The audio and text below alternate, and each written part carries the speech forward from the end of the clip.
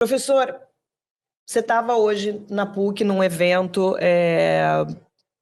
que acabou sendo interrompido por pessoas que chegaram lá e não deixaram, pelo menos pelo que eu acompanhei ali, não deixaram nem você falar. O que aconteceu lá hoje? A gente foi fazer uma palestra na PUC e eu sou professor da FRJ, né? E eu fui convidado pela professora Mônica Hertz para fazer uma palestra sobre a questão, enfim, que a gente está discutindo aqui. O nome da palestra é Israel-Palestina, alguma coisa assim. A gente viveu uma época muito difícil no Brasil enquanto professor universitário. Nós tínhamos gente invadindo a sala de aula, nós tínhamos professores sendo maltratados nas redes sociais. Isso agora nos últimos anos. E eu achava que isso tinha passado. Mas o que aconteceu hoje superou em tudo o que os anos de bolsonarismo me trouxeram pessoalmente.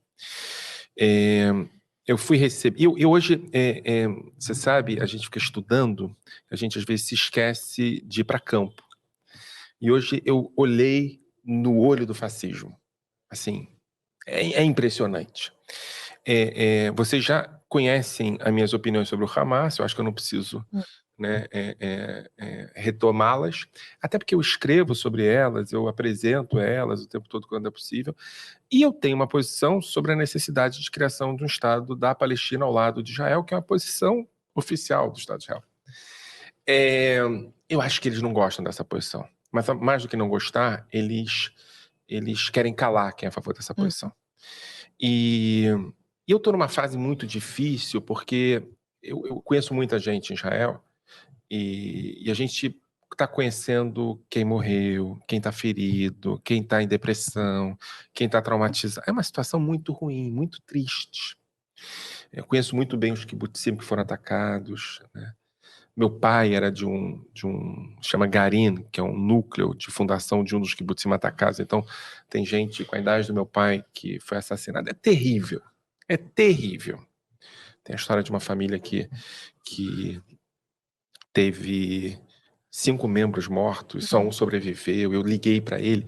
Nossa. É um negócio assim... Mas essas pessoas que invadiram a PUC não têm a mínima noção de que os interlocutores também são gente. Não tem a mínima noção de que é possível sofrer junto com pessoas que pensam diferentes. E o que aconteceu foi que, apesar de eu ter dito basicamente o que eu disse aqui, sobre o Hamas, sobre a necessidade, eu fui tratado como inimigo mortal, que devia ser calado. E eles diziam assim, ó, você é a favor do Hamas? E eu dizia, você tá louco? Eu acabei de dizer que não. E repetiam, e repetiam, e repetiam, como se aquilo fosse uma ladainha em que em algum momento fosse... Nós estamos sofrendo como se eu não estivesse sofrendo. Uma tática de guerrilha, né? Ficar repetindo a mesma pergunta. Mas é uma tática de guerrilha para esvaziar a humanidade do outro. E o debate. Eu sou filho, eu sou pai, eu sou um monte de coisa, mas ali eu era inimigo. E se produziu um discurso de assassinato da reputação ao vivo e a cores. É o Carl Schmitt, é amigo e inimigo. Amigo e inimigo. O inimigo não é gente. Mas eu tenho que contar uma coisa que aconteceu no final. Aí eu saí, tentaram agredir, empurraram, não sei o quê. Tentaram agredir. Meu Deus do céu, você tá aí nessa calma. Pode ser que eu esteja exagerando, porque eu passei por um trauma. Então fui lá pra fora me levar. Não, mas só a forma como as pessoas falaram com você já é uma agressão. Foi absolutamente... Isso foi agressão, foi ofensa, né? Nesse nível foi a primeira vez? Nunca aconteceu. E são jovens, Leila. E são jovens. Mas eram alunos da universidade? Parece que sim, mas estava tudo organizado. Depois lançaram um documento me chamando de antissemita imediatamente após, ou seja, o documento já era um documento pronto. Você chamou de guerrilha, eu digo que é terror, né? Mas terrorismo, é um tipo de terrorismo. No final... É uma minoria barulhenta e não, é uma minoria desumana. Eles invadiram a universidade, o lugar da reflexão, da análise, impediram de falar. Isso é perigosíssimo, porque amanhã você vai discutir sobre feminismo e vai ser possível alguém entrar e falar, cala a boca, a mulher não pode falar, sobre aborto, sobre racismo. Isso é terrível. Amanhã vai vir esses caras fazer uma palestra, pode entrar um grupo de nazistas e falar, cala a boca.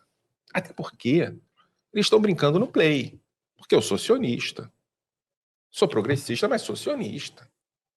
Eles não fazem isso com o palestino. Porque além de tudo eles são covardes. Claro. Aí no final, acho que isso tem a ver com, né, o debate que a gente pode ter. Vem um menino dizendo, com um discurso absolutamente estruturado a partir do vamos conversar. Aham. Sim. Falei, diz aí. O que me incomodou aqui, porque é gente com conta bancária, é gente que pode dizer o que incomoda, como se fosse aquele que decidisse o que você vai falar. Uhum. Como se eu fosse serviçal dele. Eu sou professor de uma universidade pública. Na minha universidade, ninguém paga mensalidade. Eu não estou acostumado com isso. Mesmo. Eu dou aula para gente que vem da periferia e que passa para Harvard do mestrado. Quando eu vou para os Estados Unidos, eu fico na casa dos meus ex-alunos, que foram salvos do Pela tráfico universidade. pela universidade. E a gente que discorda de mim até Z e que me respeita num nível absurdo. É com essas pessoas que eu tenho contato. Mas aí chegou esse rapaz, assim, o que me incomodou foi que vocês não falaram sobre Israel, só falaram sobre Palestina. E não falaram que o Hamas é não sei o quê. Aí eu comecei a tentar escutar. Você não escutou? E eu percebo que não escutou. Ou seja, escuta, mas não ouve. É fascismo. Escuta, mas não ouve. Lá pelas tantas, eu olhei no olho dele e falei assim, você tem noção do que eu sinto quando você me acusa de ser a favor do Hamas? Ele disse, eu entendo. Eu falei, não. Você tem noção do que eu sinto? Ele repetiu, eu entendo. Eu perguntei pela terceira vez, você tem noção do que eu sinto? Ele falou, eu entendo. Eu falei, eu quero que você mais que entenda. Eu quero que você sinta o que eu sinto. Ele falou, não. Aí eu falei, então porque eu sou de esquerda? Porque você é de direita? E ele se confundiu, mas eu percebi. É a ausência completa de empatia pelo outro. E aqui eu vou dizer uma coisa, eu não sou um judeu secular. Não sei se vocês sabem disso. Estou saindo um pouco do armário, Leila. Leila me conhece há muito tempo. Mas não sou um judeu secular. Eu sou de formação religiosa, ortodoxa. Mas eu sou muito judeu. Até um pouco demais. Eu queria ser um pouco menos. Né? O que é ser muito judeu? A minha identidade mais poderosa que define os meus interesses no cotidiano é a identidade judaica. Assim, eu não consigo passar uma sexta-feira à noite, por exemplo, sem fazer um kiddush, sem fazer uma bênção do vinho. A minha relação com o judaísmo é cotidiana e atávica. Você é kasher também? Eu fui durante 20 anos, mais do que isso, kasher, mas, por exemplo, não me apresenta um porco que eu saio correndo, não é isso? A minha filha está numa escola não judaica e isso é uma questão para mim. Ou seja, eu não sou de fora, eu sou muito de dentro. E o que falta nesses rapazes hoje na PUC é aquilo que meu avô chamava de Yiddishkeit, que é a identidade judaica, que é a percepção de que é possível aceitar o outro, seja quem seja. Esses rapazes são todos judeus. Esse são é produtos o ponto. das escolas judaicas dessa cidade, Sim. dos movimentos juvenis dessa cidade. que acham que é um jogo de futebol. Não, eles acham que eles podem calar quem discorda. É mais que um jogo de futebol.